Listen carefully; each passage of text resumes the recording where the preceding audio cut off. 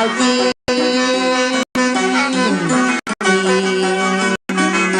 และมหาโรโลวาเป็นมหานารคมที่ห้าไปตกจะกัดตกกัดใจจะเหลือภูมิเก่าที่เป็นดอกบัวไฟมันฮ้อนเหลือร้อยเต้าปันเต้าดอกบัวไฟนั้นจะเป็นน้ำกรดจึงจะเผามดแวดล้อมอ้อมเข้าตามกีบดอกบัวบานงามแต่ละมีเล็กเหลาปุ่งเข้ามาจน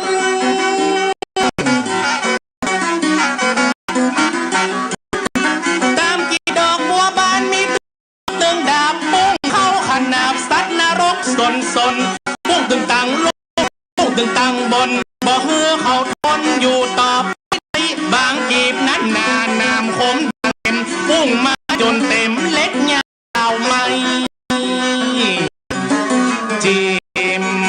มันจะไหนแต่เราแก้วตายเล็กแก้วลูกแม่คุมนี้ซ้ำแย่ยังมาแน่เดือด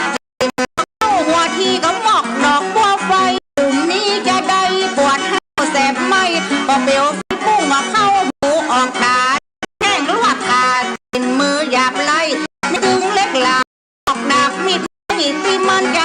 ง่ายมาแต่นั่นเลยครับเป็นกรรมเว้นในที่ใจมันทำจ้าคนใจปาวาดถ้ากินเน่มันยังมาห้องเลือใจเลือนั้นนกหมูเมงเผ็ดไทยบาปอีแม่ฟ้าขอก็ทอนให้อีแม่ดึงไปอีแม่ใครขึ้นจัดอีแม่ใครขึ้นจัดแน่นอนอ่ะสัตว์ลักประพฤติผิดในถึงเป็นความบาปร้ายเหมือนกันว่าจะใจหยาบร้ายก็พอเมื่อเป็นคนนักลายหน่อยอันนี้ห้องว่ากรรมมาบทสิทธิ์ปาสู่ตาจิตให้มนซ้อนถ้าแม่สิเอามาเที่ยวผ่านชัยนำเพื่ออีแม่ก้อยเขาก้อยลองทำบัญญัติได้สองคนเด้อจะยอมพี่บานจะไล่ไปจำไปเขาโทษกรรมโดนหอกโดนปาดจิ้นมาตามเหมือนเขาได้ค่ายำกบจิ้นใส่หม้อมาหม้อน้ำหกมันจะคบกินใจมันจะกาบกินไส้คนไรหมูนั้นนักเก็ตไม่ถึงโมมาในหม้อน้ำหกที่ยาปาการคบอย่ามาจกกินใจถึงการแลกเกณฑ์ถ้าหลอนลดลงไปมันจะฟังกระใจลากตึ้งกันหันโอ้ยหนอถึงว่าโอ้ยหนอสมเปิงสมปอเป็นเขานั้นเมื่อเขาเป็นทำมาหลายจันเปิงติเตอมาตั้นกินเอาหมาหม้อนะฮอกอีนะแม่น่ะถ้าหากกลุ่มนี้ก็เหลือที่ปอมอกควันใจปอบอกกะเฮิมเก่าอันนี้แล้วบ่หม้อนะฮอกแสนเต่าตึงบ่เนาสุดเสียงใดอันผมตีเขาตกต้อยกันขอบอกไอ้คำบรรยายบอกไว้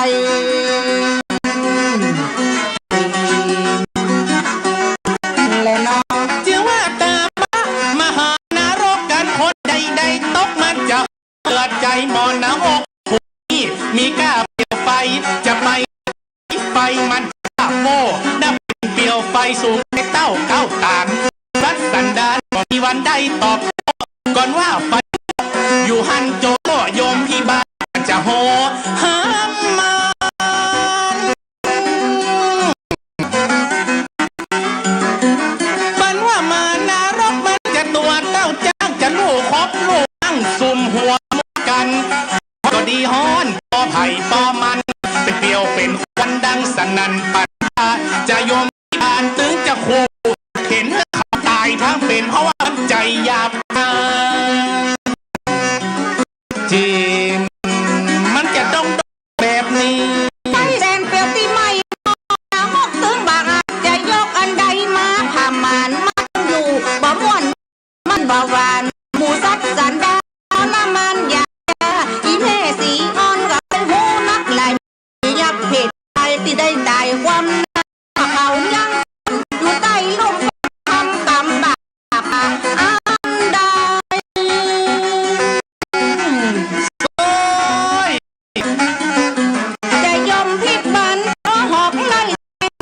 นเดินนะของมันน้องไหลหมู่มันนั้นลดมันจะคงไฟบ่เฮือคงจังไรคนใดหลอดใดกำวิบากเขาหักทำมามันทำพิษอย่างเจ้าขอบัลลาไว้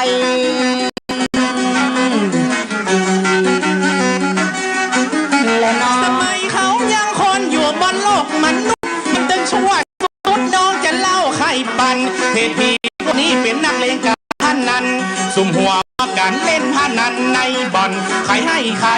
พิษลูกเถียงเมียนิสัยมันเสียปาฮือเดือดร้อนด่าพ่อแจ้งแม่บาปนักบาปพอสตังลงบ่อนมูเมาออกทีวีดึงวันนะเรื่องเนี้ยห้องนักเลงปีไก่มีไปสะปะเปิ้นบัญญัติจำยะความสนุกของเขาเปิ้นซ้อมเปิ้นตีก็มีบันเทาสมที่เกยเอาสัตว์สิ่งมาเล่นเขาฆ่าไก่ตายเมื่อไก่จนกันมาบาปอันนี้นาถึงบ่รูดบ่เวรจิมมันได้อย่ามีห้องแต่เล่นการรับพนันเล่นขอเล่นบ่ได้ยังห้องละก็ให้ละสมบัติรักบ่ได้ใจนี่เปิ้นธนาคารบ่เมินละบ่นานก็มายึดมีพนันบ่เล่นให้ไฮโลปุดโหทำโมไอ้พวกสุดกำคึดตำรวจไล่ยับกันหันทึดมันก็กึดว่าบ่ลายเงียบเข้าไปน้ำปลาลำไยไปเลยแม่พ่อบอกมีเงินก็ไปขายยาบ้าพอไปปนไปฆ่าเปิ้นมาเหลือใจมีเหียดีเทศเมืองไทยขนาดตนไปยังปากันเล่นตำรวจไล่ยับออกสื่อทีวีข้ามาไอเต็มที่ในวัดยังบ่เวนตามซี่นะครับแม่ไข่เหม็นอะมหาตาปะมหาน้องจะขอหยิบยกเอาไข่ใหญ่ร้านขุมตะกี้ขุมหกน้อยฮอนลายเต้าขุมเจ็ดใจกลางหม้อนะหกนั้นมีปูไข่มันฮอนอย่างใดค่ะก็ต้องเค็ดจะโยมที่บ้านหมู่นั้นก็ตัดเน็ตมันจะไล่ตอนเสร็จตั้งมู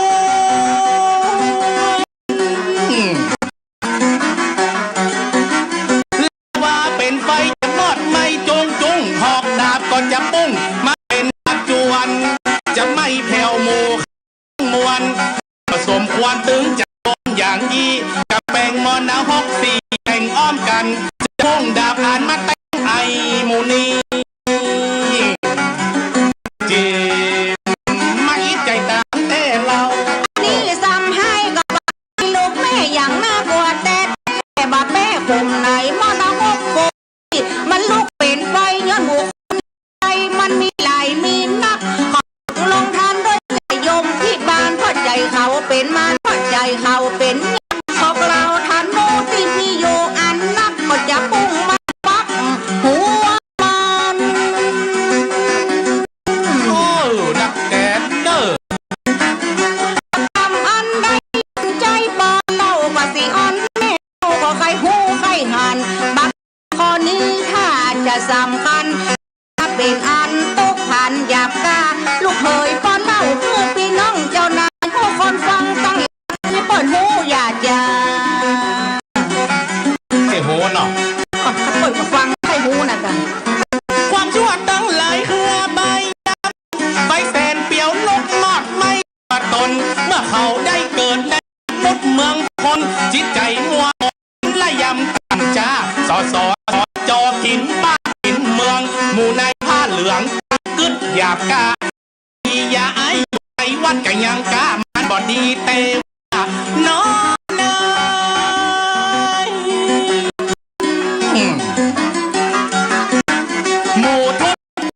เงินหลวงก็มีนักหมู่พวกชอบลักของวัดก็มีหลายกินตาน้ำแจ้งของเปิ้นยิงใจเมื่อเขาได้ตายตกนะหกคนบ่ถ้าไปทานทำมหาวิบากเพราะว่ามันหาตกนะหกคุมนี้ทำไอ้ปวดกระช่วยมาได้นะเจ้ามันได้ขนาดนั้นเลย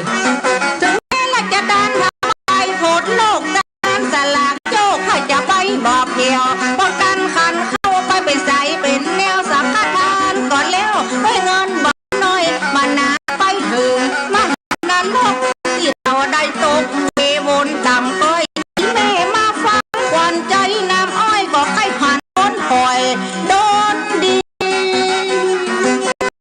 คนคอยเลยครับแม่มานานลกอันติคมสุดท้ายวันให้บอกให้ไปใกล้ในนี้ให้เขาว่าชื่อนานกอเวจีมันจ้างจะมีได้กันเจ้าอันนี้ขอแม่เคยได้ยินเขาจะอยู่จะกินยังได้กันเรา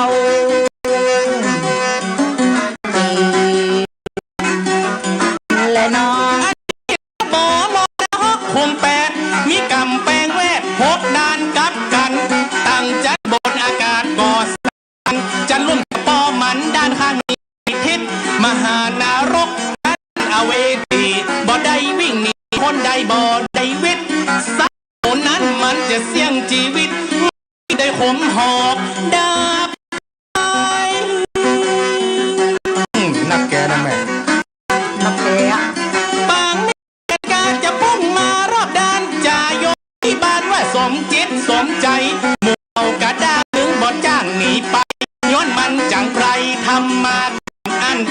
อัดยัดเยียดกันเป็นแสนกรรมมาสายมาแทนหมู่คนเลวหมู่นั้น ตุ่มละ มันน่าอินดูนะแม่ล่ะ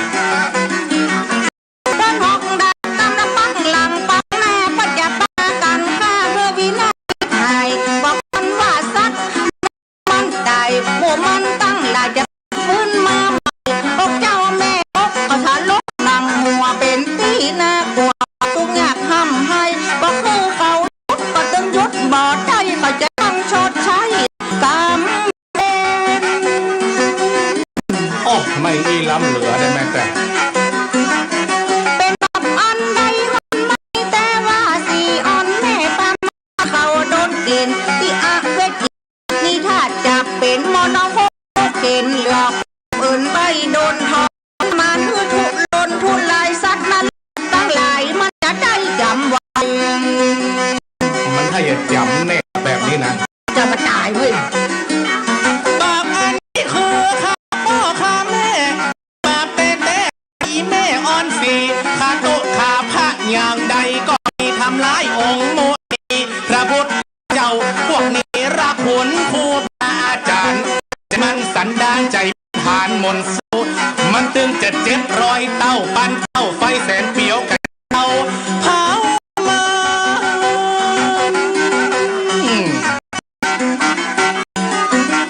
ยะวัดและมโนหยาบกาเอ้ยได้ถอยจ้านึกว่าไผ่บอกนี่คือบาปคบกินมันบาปมาตันเพื่อมันปนปีครูบาอาจารย์ที่ปั้นเกยมีคุณคนบ่หูจักบุกตกแล้วหกกลุ่มนี้จีมันก็ดึงมีหลายลำ อันนี้เป็นมหานานกแม่ตึกบอดนกหัวอกอีแม่ป้อมมองขึ้นใจเลือดเขาจะไหลนองแม่มากองจะได้กองอยู่หันมาทอนน้ำมันอยู่หลายล้านปีที่มอนาจีที่เนาแบกจันก็เหมือนว่ามีคอยแคมนั่นก็บ่ายคำปันบ้านยาย อันนี้ว่าเสี่ยงเด้อเนยบอกกันนะ นี่ก้าผมใหญ่หรือใครห้องควันใจบ้านน้องก็ยังมีแคมใจแค่ที่ดอกไม้น้ำพกนอนในมันดีพังไล่บอกไว้อย่างอันวันหน้าถ้าจะโซขอได้คำสวรรค์แม่อกดิบใจตัดกระมอนาฮอกเจนลำโอ้ยขอหัวโป๊ะเว้ย นักแกเนาะโซฮนะฮอกมีกามันม่วนมีเป็นส่วนก่อนเดืองม่วนเหมือนกัน จะไปซ้อมใหญ่เจ้าวันที่อันบ่มีคนที่อยู่ข้าไปแยงพอแล้วต้องก็โล่งโกนเตว่าปุ๊บหลายตนเขาก็เข้าใจหูตีว่างเปิดเลอะบ่มีไผไปอยู่เพราะว่ามีก้าโมอ่อนแล้ว พบเทวดาลงมาทำด้วยมอนาฮกวัน300เลยนะ ว่าติงสาสิตาพรหมมาโลกกับหมอนาหกที่มันลุกเป็นเปียวสุขวดีนิ่มประดีกับอาเว ทีที่ไหนจะม่วนสู้กึดกองพอเตอร์มอนะฮกนะจีมาถึงม่วนเต็มทีบ่ใจจะมีภัย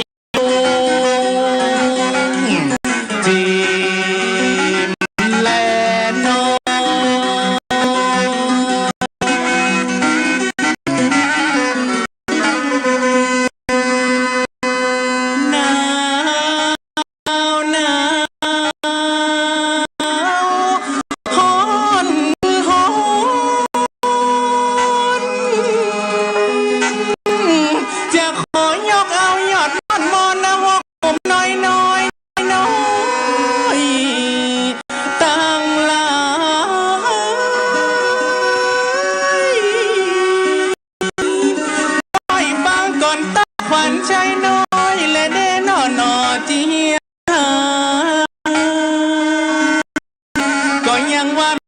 ลายคุมหา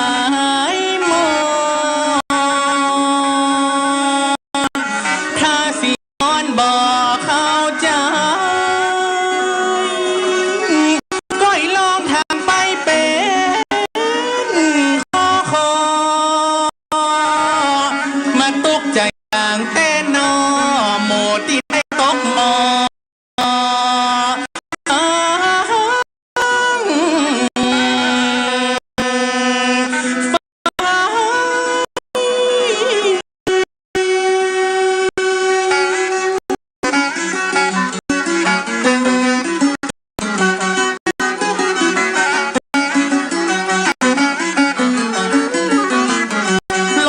กุมหิมอขางเล็กขางตองสัตว์นรกยักษ์มองอยู่ในหม้อน้ำร้อ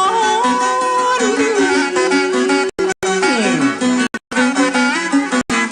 น้ำซ้ำมาเดือดบดสะต้อนไล่เอาลงไปคอนห้องกับปากันหุยตัวใดลงเขาก็เอาตีนตั้งโยมผ้าบาอยู่ตั้งหลังห้องกำมีดกำมวยก็เจ้าแม่หุยเป็นได้ลุยตึงโมเอาละเนอแม่เนอเอาละเนอหมูเฮาโอ้ยนอโอ้ยนอลอยคอขึ้นตายบ่มีสักตีอย่าปากันสู้ตายกันดื้อดังห้องกันนอนโคตรคู่ว่ากูเฮยกูนี่ยังมาใหญ่หัวมอนเปิ้นเอาหอกเอาดาบปุ้งขนาบสนตายผู้คนแล้วก็ฟื้นขึ้นใหม่มันมาเขายังคนมัวสะแวงเขาได้หน้าได้เก่งสัตตายังน้อยว่าข้าสัตว์เซนเวทดันนาสักน้ำตาลย้อยเป็นหน้าเป็นก้อยกินป่าอาหารพอได้มาแล้วเขาบอกค่ากำเดียวมาครั้งเดียวคือได้ทอละมันนาย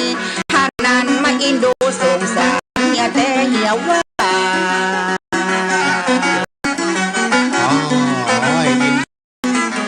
ไม่ว่าตัวควายมันป้าป้องเขาก็ยังอย่าปากฆ่าตายยังเกณฑ์เพราะเขาเป็นพ่อกาเวลาตำลาเขาเอามีเข้าสวงเขาเด้ขนาดว่าเลือดพุ่งออกมาเด้งยังเอาไปแข่งลูดึงเป็นปู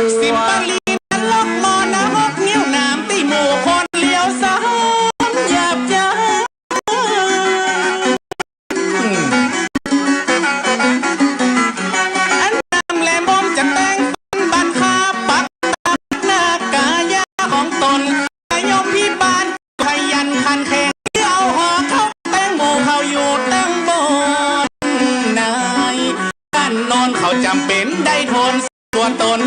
ใหญ่หัวหลอกหัวล้านหมดเฮ้ยมันมีละปากเล็กปากตองตาใสมองเต้นหงว่ากูดีใจ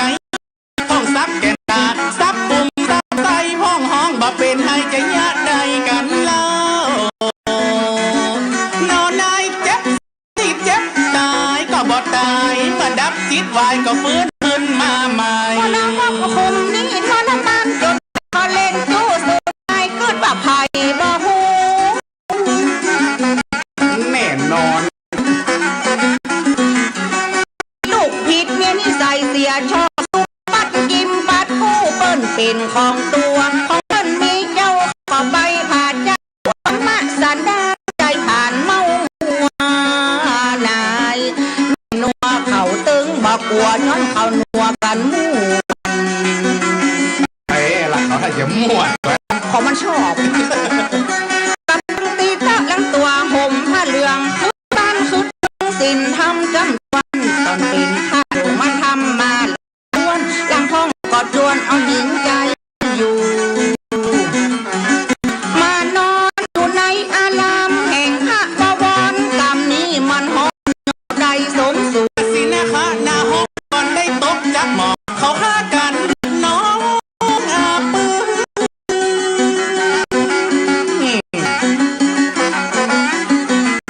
มันฆ่ากันตายแล้วร่างกายก็ฟื้นแต่มันยังเมินย้อนบทกรรมปาดตีนมือมันเป็นออกดาบปาดกินจีนหยาบหยาบหันเลือดแดงเลือดดำนายถ้านำมูนี่ยังระยำเหี่ยแท้เหี่ยว่าหัวเว้ยนะห้องปาดกินจีนของตัวมันเองมีใจคมเหงบึดไข่ฟันไข่ขาไข่อยากกินจีนใจหินแต่ว่าตลอดเวลามันก็ปากันโลแต่งกันสันดานใบใจมันติดหมดคืนหมดวันมันขาดตึงโมที่รักที่โกงสันดานตาลายในวัดในว้าเขาก็ยังรักในวัดก็ยังอันนี้เป็นนาเขาว่าพวกใจยักย้อนถ้าเขามักกินของวัดของสงฆ์วัดห่างมีในเขาปากันไปพูดไอ้พวกนี้เล่นสุดที่ของคุณองค์นายแม่นงเมื่อที่มันได้ลงไปปอมไฟสมน้ำหน้ามันแต่ลักพระไปตายไม่ใครได้ดังเขากินจิ้นเขากินนางเพิดเจ้าลำของนักเงินเปิดมาดันไว้เล่าลำพ้องก็เอาเงินทิ้งผ้าป่าทำบุญนะเอาไปใจพ่องก็เอาไปหมุนนักเอาไปเป็นทุนพี่น้องเขาพอหน้านั้นรอตองน้ำตองแดงเขาจะฆ่าจะแกงผีในห้อง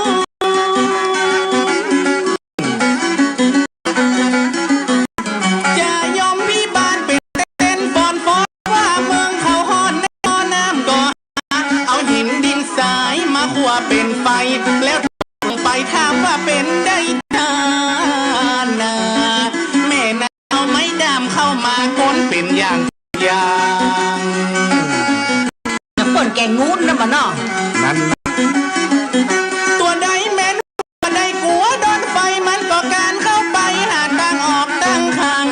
โยมที่บ้านมันก็เอาหอกงาตากะต่างกะมันก็ปากันโลนลงไปแล้วห้องก็เอิ้นว่าขัดใจต้องอยู่ตั้งในหม้อขางไฟแดงโคตรอย่ามาแต่อีแม่หัวเต็มที่ตึงมาจ้างจักมาเล็กที่จองหน้าตายแน่ไม่เป็นคนแม่โบแกข้าวเป็นพวกหัวใจเฮาเมาเหล้าบุกตีคนนี้งานมันก็ตึงไปเตะงานสร้างกันเวทีนะแม่ดีลังพ่อก็มีเปิ่นกลางป้อยกลางหมูหมูมันตึงหนักเนอะเมาแล้วก็ไปฆ่าคนตายได้หันมาหลายแม่นายก็ไปอูตัวกัดกันมีตึงวันแม่หูพ่อแม่อยู่ดูทีวีไล่ช่องนอนได้พังก่อนเด็กยิงเปิดฆ่าเปิดตายย้อนว่ามันเมาหมายทำลายมาไอโยคุระนารกมอนาหกหินไฟเมืองวิ่งตั้งใดไปอย่าไม่ล้มลุก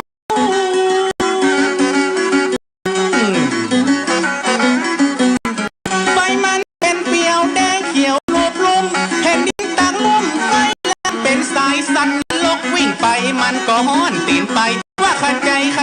ครียดตายจะวายนายแม่นายสันนรกตั้งหลายเขาตาย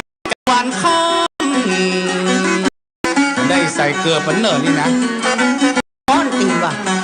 เด็กคือมันกินบะหินเป็น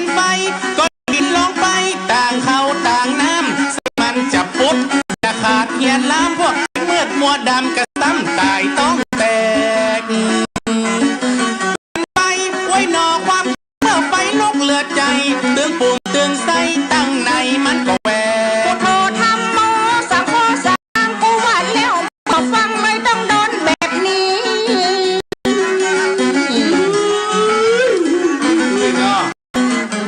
กับเด็กดีเหลือกุมตะกี้มาเจอกุมนี่กุมตะกี้เลยจอยสมัยเป็นคนมันก็เป็นต้นเป็นพระลังห้องก่อนเนี่ยจะเป็นลามเป็นบอยบอยประยุกินตาบอยบุญกระถินผ้าป่า นี่มีตั้งใจบ่วนเนอ เป็นกรรมการวัดใจซ้ำยอกของด้านมันกำบ้ากำอึดสามารถสันดานหยาบจ้าบ่ได้การก็ยังว่าคนตีดานเป็นหมื่นก็มีพ่อคนฮ่องกงก็ได้เป็นเศรษฐีมันก็มาทำดีประจานเหมือนคน ปิสกาปัปปะตะมอนะฮอกปันไตเขาว่าดอยตั้งลาเต่งคนตายลูก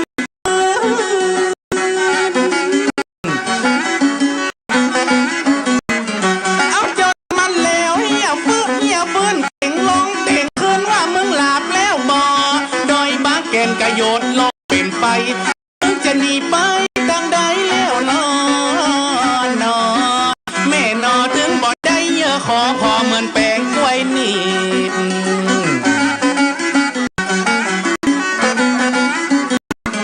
เมื่อตายแล้วเขาก็ขึ้นมาก่อนว่าถึงเวลามันเป็นฟังเป็นห้องนี้บ่โปนดินก้นขาลีบย้อนใบหินหนีบย้อนว่าโดนไฟว่าตัวไปหุยให้บ่หัวไปเป็นไทยย้อนว่ามันจังไรหัวใจมันบา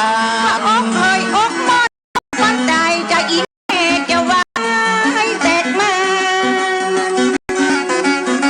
ขนาดนั้นเลยครับแม่ บาปเป็นกรรมที่มันจะล้างมีเป็นอย่างพวกนางลักกิน เจ้าใหญ่นายโตปุคราชการพวกนิสัยสันดานแม่ก็จังได้ยินนายท่านนินที่เขาปานกินเงินหวังเงินล่า บอกกัดบอก ลังห้องก็ดีพุงหมูดอนมันเอาไปกินก่อนบัวบ่ได้หยาดเป็นเงินภาษีหลายแสนล้านบาทพวกมีอำนาจเขาปักกันกินก่อนมาหมู่เฮาเจ้าบ้านมองตาสีตาสาดบ่ฮู้หยังจาว่ามีนอนก่อน ทุสนารกมอนะที่ใดสัตว์ทั้งหลายมันก็ไม่อยากน้ำ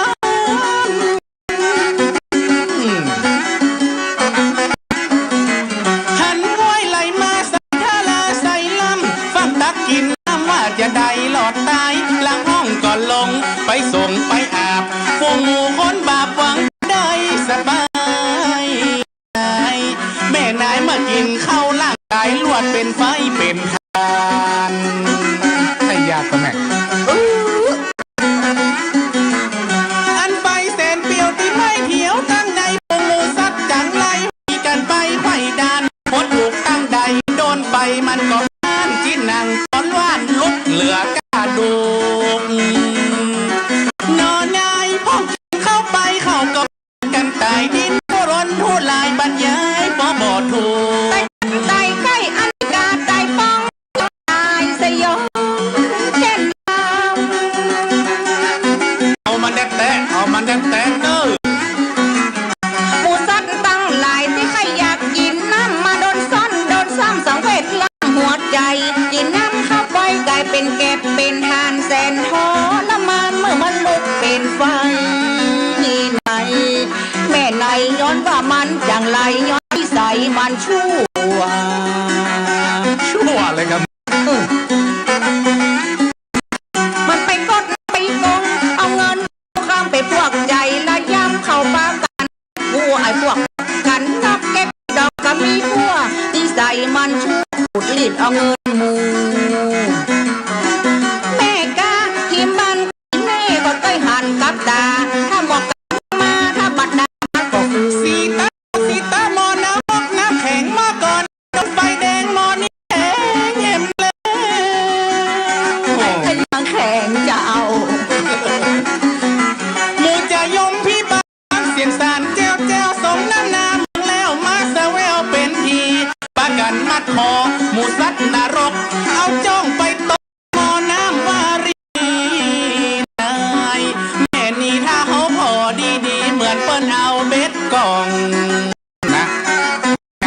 อมเว็ดจอมหนักนี่นะ โดนไผ่บะฮู ห้องตายแกนน้ำห้องตายเน่าตายเหม็นมีบากรรมเว้นได้มาเกณฑ์มาตองห้องอยู่ตั้งบนปากันเอาเชือกกองตีนตั้งลงถึงว่ามันยังมาม่วนเตนอห้องเอาเบ็ดก็ปากห้องเอาเชือกมาขอว่ากำเปิงปอแยกเป็นส่วนเป็นส่วน ไอ้ตุกเงาจะมอนเอาว่าที่ตายหม้อในจะสบายถึงบ่มีกำแล้ว ผมมีนี่มันม่วนนะพวก จะกินบิดล้องห้องหยุดแล้วลงโทษแล้วตายแล้วแถมไม่เคยกองเบ็ดป่ามาหากินกับเหล้าเมาวิกับเหล้าเบียร์มาแอมนายท่านตายแล้วตายเงี้ยตุกแต่ตุกว่า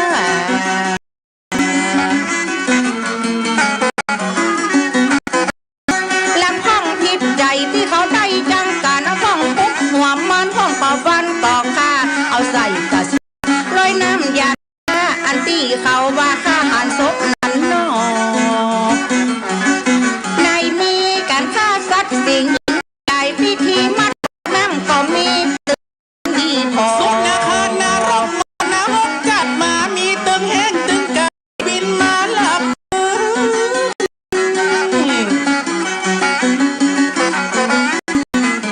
ที่เจ้าจิตใจว่าไก่ฟื้นแม่สีอ่อนจะเอื้อนก็มีแม่ได้หันมาไล่บอลดินแห้งก็บินบอลวิ่งกันสนหัวมันจะมาตานนายนั่นแห้งไผ่ล้นบัดดันโดนแน่ พ่อเขาย่างตีนตัวเก่าท่าน ท่องคบกินจีนท่องคบกินใจซับกินควักตับไก่พาแปะซับตามตึงบาปแต่ท่องกันแน่กินปุ่มกินปอดวันในห้องผ่าพกห้องจุกเอาใจบ่มีใจที่จะอยู่รอ จะแม่อกเฮยอกแม่กำสู่เขาจัง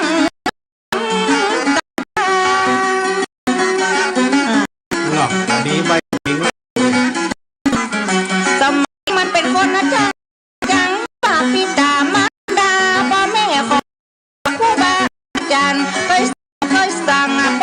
สอนอย่างมันจังมองหัวแม่นัวหมูนี่มันหัวมันวัตถุมันแน่ โอ้ถ้าแม่มาเถียงเลยพวกนั้นนะ แก่อันละวันตั้งมันหูคุณยังคนช่วยเคยแก่พวกนี้ละคุณผู้ใดตึงบอกเป๊ะมาตึงใจเฮียเต้ปากันไปไปมันต้องได้โทษที่เคยโคตรอะไรที่มันเคยทำลายผู้มีคุณตึงหมู่ ยังกันหน้ามอนภูเขาที่ไหลเข้าจนเอาแตก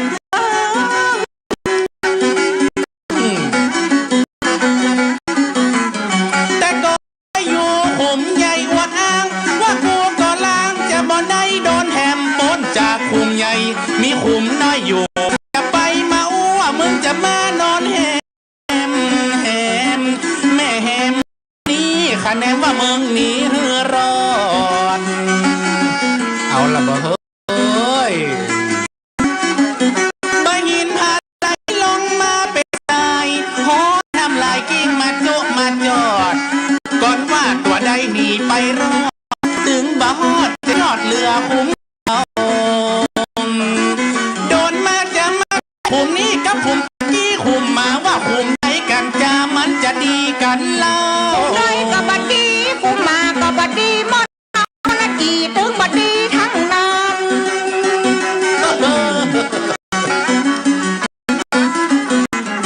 สมัยเขาไปบนมันนิสัยเขาหมุนนั้นมันมักตู้สูนลายพ่อก็เป็นผัวเพชรพ่อก็เป็นเมียเนี่ยถ้ามึงสลิดนักด่าเป็นวัวเป็นควายแม่นายล้างของเขาเล็กจูสู่เบา อันนี้มันนักแก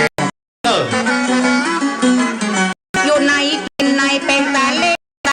มันถึงมักแกมีใจห่อนใจเฮาอีแม่งสีลูกสาวเจ้าเมื่อเท้าอยู่มาจนพอเท่ามีขวดเดียวโดด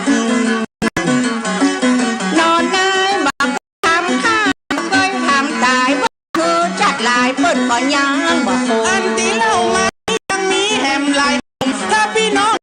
จะแต่งตอนสองแหมม้วน จะต่อทำหม้อ แม่นละ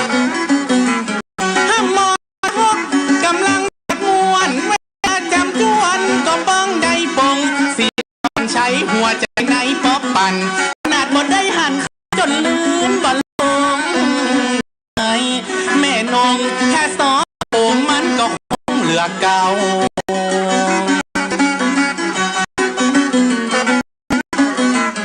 อันมอนนะฮะผมน้อยๆอย่าไปเข้าไปอ่านในติไปล้านตัวเจ้าเปิ้นสั่งขยะไว้นักลายแต่ละตามหาเก้าข้าได้ตัวไปก่อ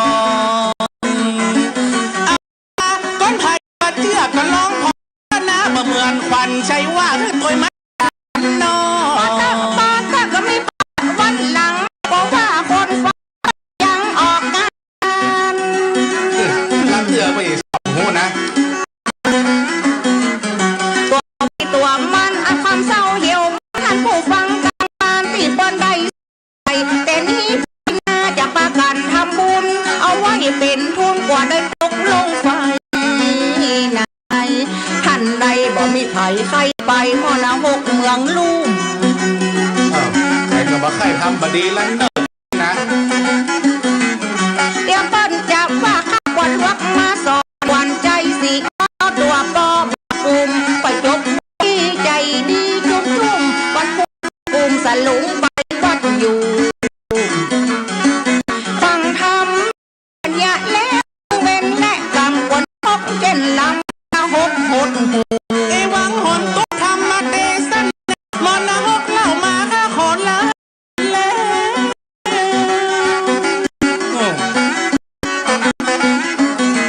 ขอท่านผู้ฟัง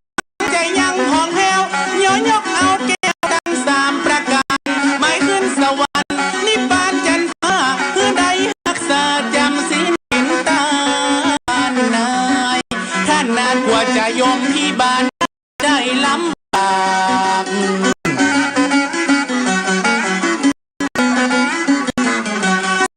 สาธุอนุญาตก็ขอสุมาสดกำปาก็อย่าเป็นกรรมมนทินตุกยาตอนสองเฮาหากได้มาเล่าสู่กันบางคมสมเร็จสาเร็จเอวังปริปุณนังยังลาโมวางโอ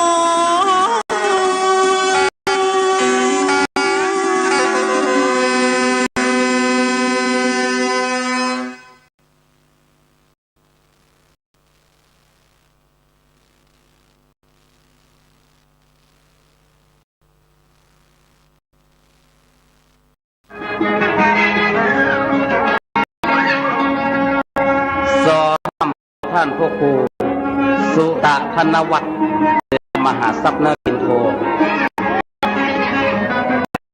2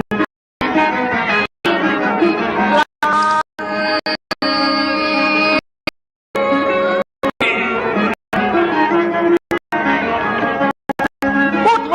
ธัมโมสังฆโตสานาโตนะโมพุทธายะมีการมีงานมาจะมาปะจะพยาหือหลีว่าหนีให้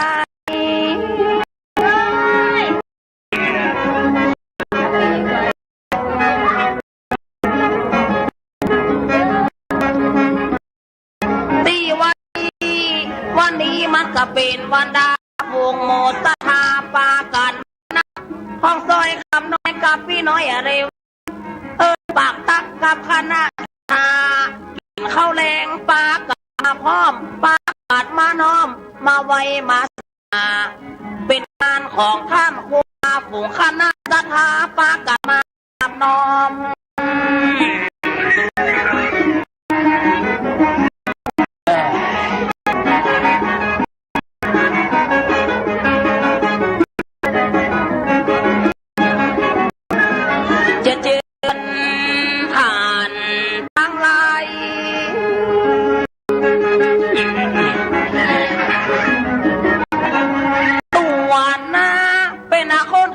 ถือ บ่ได้ยำลบลายหายสูญจะต้องช่วยกันมันตักบาตรทำบุญอย่างเฮาลงทุนออกกันไปกาเฮาหวานพืชยังอาศัยผลทำบุญกุศลเอาความสุขไปหน้าสุขในบนสุขในเมืองฟ้าสุขกลางเพศเมื่อโลภะโทสะโมหะใจบาปเมื่อใดเว้นจากความโลภโกรธหลงอันนี้คำสอนหลักพุทธองค์จะเอามาสอนคนมนุษย์ลุ่มใจต่อให้เป็นเจนเมื่อดังน้ำใหญ่มีเลยเนาะเลยนะ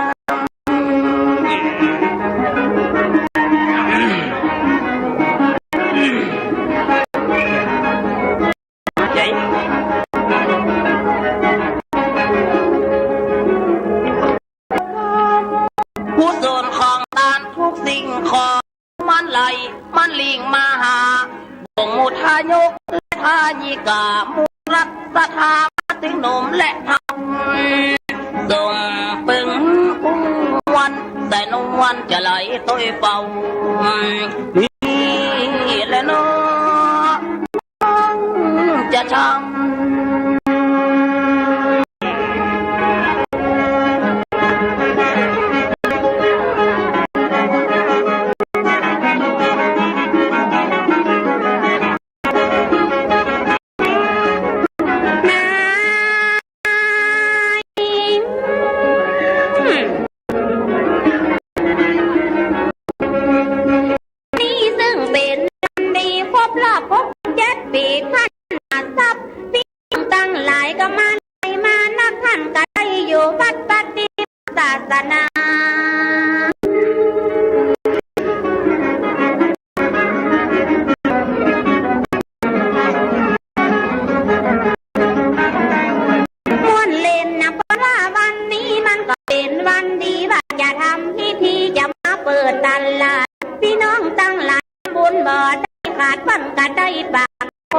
ของท่านพระครู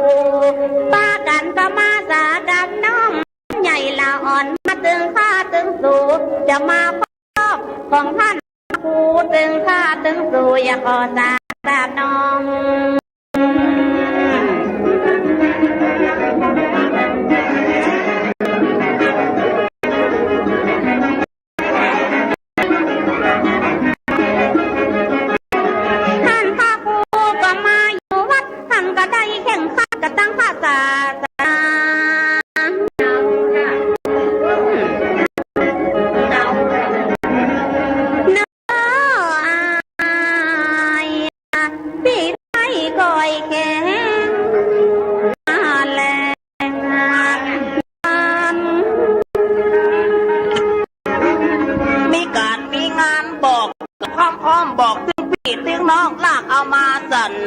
บัดเดียวเป็นงานของคณะอำเภอจันกันปาการมาเตะสถามาพบตั้งอกตั้งใจตึงยิงตึงใจมากันหลายเช่นลำจีมโนถ้าการทำพระครูเป็นเจ้าพี่น้องแก่เข้าปากันมาเจอลาตึงเต้าโอนมนตึงยิงตึงใจกันตึงเข้าวันนี้จะมีการมีงานเลวัดกับน้อยคำจะมานั่งจ้อยปากันมาถึงบนปากันมาถึงร้านลูกมาถึงเข้ามาถึงนงมาตายคน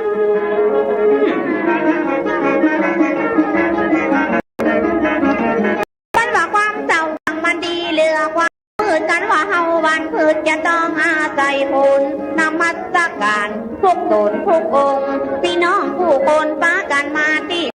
หลังเสื้อจังซอเก่ากำหัดไปว่าจะขออภัยเมื่อมาซอครั้งนี้จีแต่น้องคำซอมันได้พูดออกปากกันมันเป็นกรรมอย่าขอเป็นบาปอย่าเป็นกรรมจะขอสู่มาท่านครูบาอาจารย์เกวัดกำนันและผู้ใหญ่บ้านกันซอกันได้เอาหูผัวบ่ถูกหูกับสิบเจ้าบ้านขอสุมาสัตาลุ่มหันกำเตือกับอ่างน้ำมันผสมกำเปิ้ง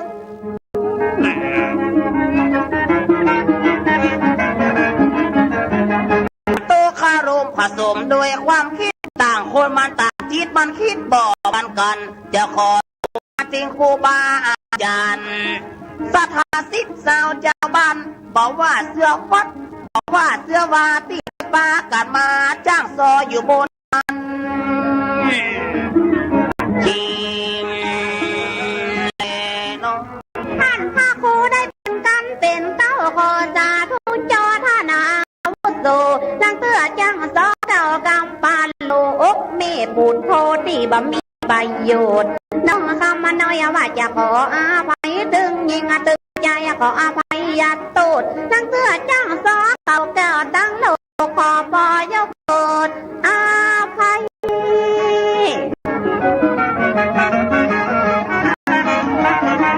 มันลั่นออกซบกับมันพดออกปากลังเตื้อเฮาปั๊มมาโดยบัดใดตั้งใจ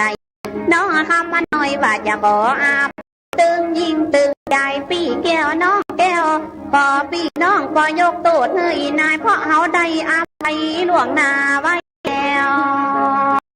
ขออภัยไว้ก่อนนักเตะมันผลเลิศผลาดในวัดในวากรรมสอมันได้เป็นปากไอ้ขวมันเป็นบาปไอ้ขวมันเป็นกรรมวจีกรรมะมโนกรรมมังกลัวจะพิธรรมขององค์พระพุทธกินบะโจกบะโมกบะพางมันได้จะหวานเหมือนกินบะมุดหัวบ่ถูกคำขององค์พระพุทธหัวบ่บริสุทธิ์ตั้งกรรมจอยกรรมซ้อ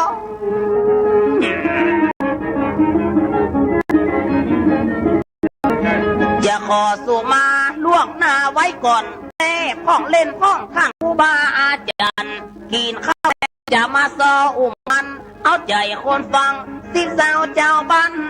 มีอย่างใดว่าไปติ๊กติ๊กจากปีบ่อิดจากซอบ่ต้องยัง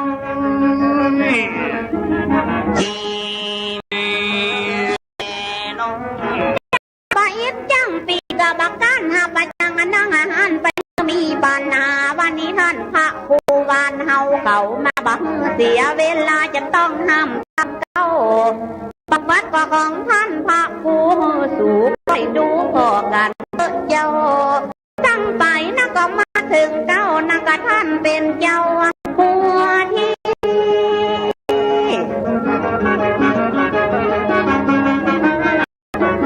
บ่เดียวนี้เฮาได้มาสอบไปเปกหน้ากรรมเพราะเฮาจะต้องแก้ไขเฮาจะต้องรับลายนอกลายการมีลายเปิ้นเขียนกังพอใจสอบไปติ๊กก็ตึงบอกได้วิทย์มาได้ไปขายไปซื้อจีนและนอจำเป็นจังได้เล่าตั้งแต่เก้าตั้งแต่เก้าแต่หลังประวัติของข้านอาจารย์ตามตำนานเพิ่นสร้างมาแต่ก่อนเปิ้นพิมพ์ออกเป็นรายการซองให้คนฟังบอกเมื่อมันได้ง้อมจะซอกันเนียแต่พ้องเล่นพ้องซอเพื่อหายง้อมหายเงิน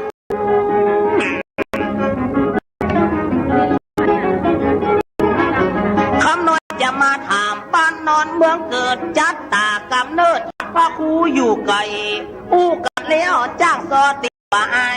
ขออาภัยจึงสิสาวเจ้าบ้านอยู่บ้านโฮกจังหวัดลำพูนไปเป็นหน้าผ่านพ่อครูท่านนั้นจี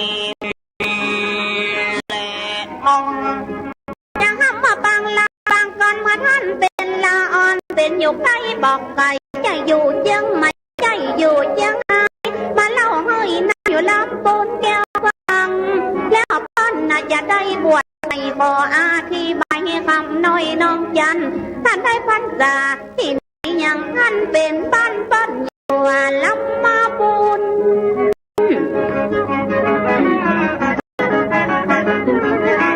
เป็นว่าหัวที่เป็นว่าแต่เก้านับเป็นท่านเพิ่นก็มาอุดหนุนบ้านเก้าน่ะก็อยู่ลำพูนข้าขอบคุณแต่เลวัดนับได้ท่านจะษาท่านได้กี่ปีบอกมาดีๆเด้อวัดพี่น้อย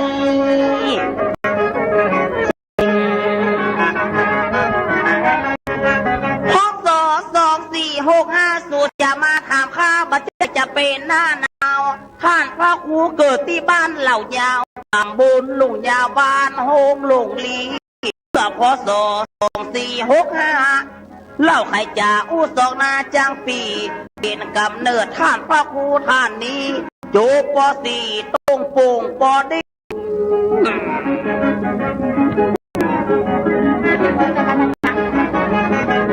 ท่านเกิดอำเภอบ้านโฮงโรงเรียนต้องโป่งตาตุ้งดีศึกษาป.4 จบไปปอดีอายุ14ก็เข้าบวชดังอันนะจะได้บวชกันจนหมดพออายุ16เลยพระชาแบบนั้น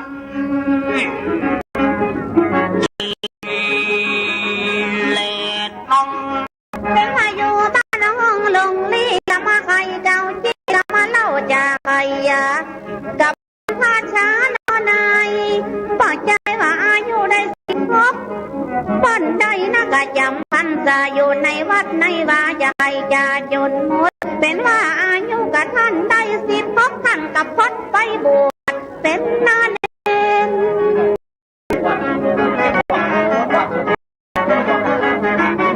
บอกกองว่าท่านนักบวชได้แล้วว่าจะทำป้อเนี่ยจำพรรษาไหนจะอยู่แสนก็ว่าอยู่เชียงรายโดยไม่ใครฮืออีน้องคำน้อยแต่เก้าแต่เก้าท่านจำพรรษาวัดที่ไหนจะไขมาเรียบร้อยเจียวเป็นสามเณรเมื่ออายุ16อุกจนมดข้าน้อยบ่ต้องมองพระธาตุมาวัดสันมาคาบตองอยู่ที่อำเภอบ้านโฮงจำพรรษาตึงได้1 ปีผู้กันดีๆขอจะไปจมอยู่สันคาบตองอำเภอบ้านโฮงเล่ากันตึงลง1 พรรษาพอดีเพิ่นอยู่หลายที่ท่านพระครูเขานะอยู่วัดปากกำตองได้1 พรรษาต่อนั้นมาท่าไปเผียววัดป่าไหลเกี่ยวท่านกะเป็นเดียวเฮียทำตีโต๊ะใบดังอันจำพรรษาวัดป่าไหลเกี่ยวหลายปีไปสอบตีนั้นก็ตกซ้ำจิมเป็นเน้นตะกอนนั้นจำพรรษาที่วัดลาโนกันทำแล้วนะก็ได้1 ปีก็ซ้ำนำมาสอบนักทำตีอันนี้สอบบัดได้อายุ17ก็ไปจำพรรษาอยู่วัดตรงพุ่งหลวงตัวพี่ให้ไปสอบซ้ำบัดได้พี่ให้ก็มาคือฟัง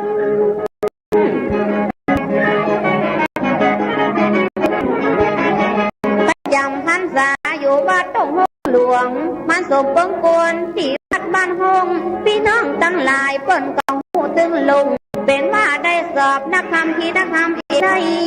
อันนักจำได้4 พรรษาออกมาเล่าใครจะบอกคือตัวไว้จิมนักธรรมตีนักธรรมเอกสอบได้หมดไปอยู่หลายที่กันอายุ10ไปอยู่วัดบ้านหงเล่ากันตึงลงอยู่ได้หลายปีนักธรรมตีทำโพตึงปีพดเดี๋ยวทำเอกท่านอาจารย์สอบได้นับเป็นเวลา4 พรรษาเวลามันเดินมาบ่ไล่ตีโทเอกท่านตึงสอบได้ได้เหียนตึงมาบาลี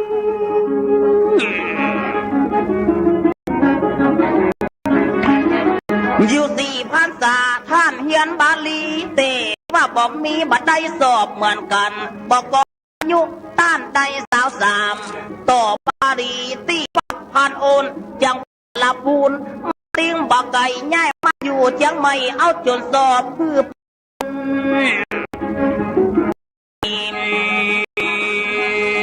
แล้วกำนั้นมาอยู่วัดปากคอยมาเจอของย่อยๆได้เล่าเรียนศึกษาท่านได้ถึงมหาวิชาปัญญาท่านไอ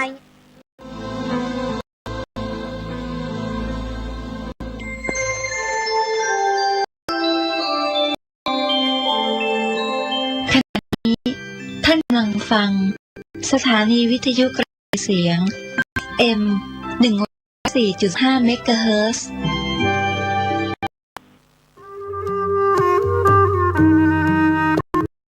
เจอร่วมอนุโมทนาบุญใหญ่กับก้าวสำคัญของการเผยแพร่ธรรมะสู่ชุมชนสถานีวิทยุเครือข่ายคลื่นสีขาวเพื่อชาวประชาวัดบรรพตสถิตจังหวัดลำปางได้จัดตั้งสถานีวิทยุคลื่น FM 106.50 เมกะเฮิรตซ์ณวัดบรรพตสถิตตำบลบาทอำเภอเมืองลำปางเพื่อเป็นกระบอกเสียงข่าวสารงานบุญและสนับสนุนคณะสงฆ์ตั้งแต่วันที่ 1 มีนาคม 2569 บัดนี้ถึงเวลาอันเป็นมงคลขอเชิญร่วมงานทำบุญเปิดสถานีวิทยุวัดอาทิตย์และพิธีสามีจิกรรมสุมาคารวะสะเกล้าดำหัวครูบาอาจารย์พระนักเผยแผ่เครือข่ายคลื่นสีขาวประจำปี 2569 พบกันในวันเสาร์ที่ 25 สายน 2569 นี้เวลา 8 นาฬิกาก่อพิธีสวดถอนตามโบราณประเพณี9 นาฬิกา 30 นาที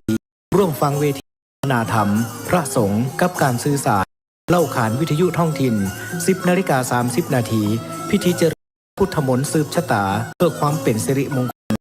11 นาฬิกา 29 นาทีพิธีเปิดป้ายสถานีบรรพตสถิตอย่างเป็นการ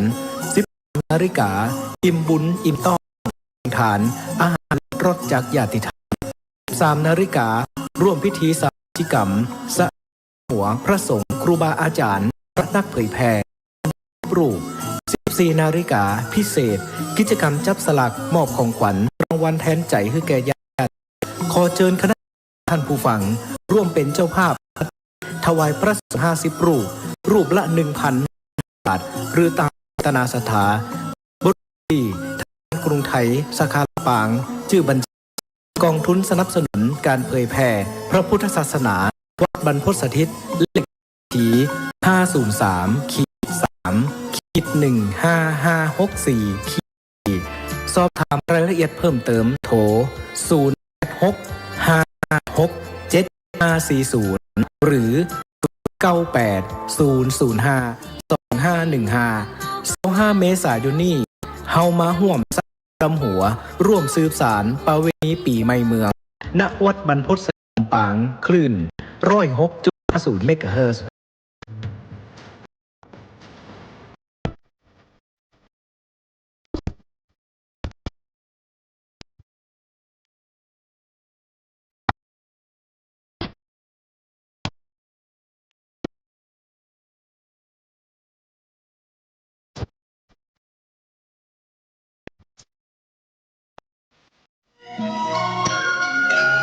ข่าวสารประกาศประชาสัมพันธ์ขอเชิญร่วมงานบุญมุทิตาจิตอายุวัฒนมงคลพระครูวินัยธรนันทวัฒน์สระยาโนผู้ช่วยเจ้าวัดดอนตันอำเภอแม่จังหวัดเชียงใหม่ฉลองสมโภชครบรอบวัดดอนตัน288 ปีรับเป็นภาพโรงทานเจ้าภาพจัดใจทยธรรมถวายสังฆทานรวมไปถึงถวายโรงศพติดต่อสอบถามได้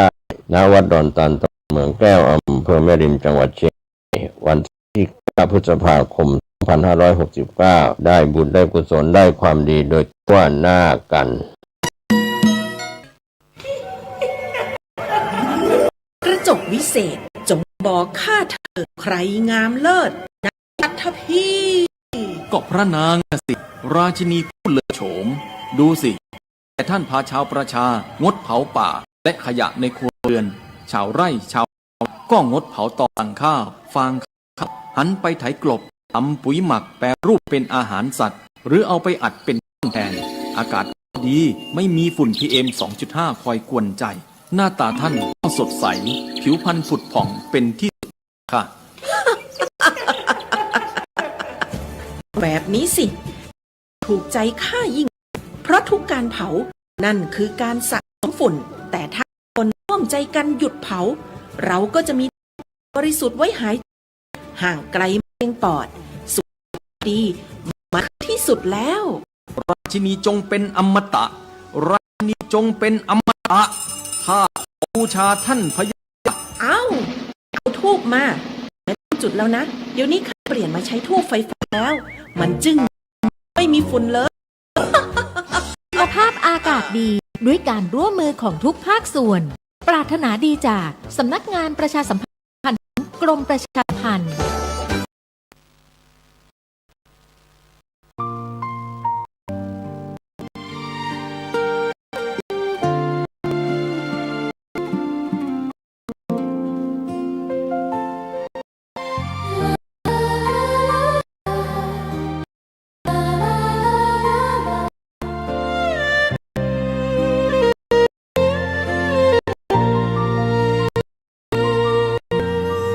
แสงทองร่ำไรในยามอุตสายังเห็นพระเมตตาอยู่ทุกแห่งหน ลงมา น้ำพระไตรฉล